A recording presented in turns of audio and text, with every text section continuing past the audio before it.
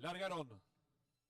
Sale decididamente a enseñar el camino a la participante número 1, Fotogénica. Le toma a cuerpo de ventaja al número 6, Rocky Roya, que rápidamente le presenta lucha al puntero. Tercero se desempeña por fuera el participante número 8, el biólogo. Cuarto viene accionando el número 5, Master Opus. En la quinta ubicación se desempeña el número 3, Bob Royal, apareado con el número 4, Lisiano. Los competidores están a mitad de codo. El 6, Rocky Royal. Cuerpo y medio de ventaja sobre el número 8, el biólogo. Tercero se desempeña participante número 1, Fotogénica. Cuarto viene accionando el número 5, Master Opus. En la quinta ubicación el 3. Y los competidores se aprestan a hacer el ingreso a la recta final.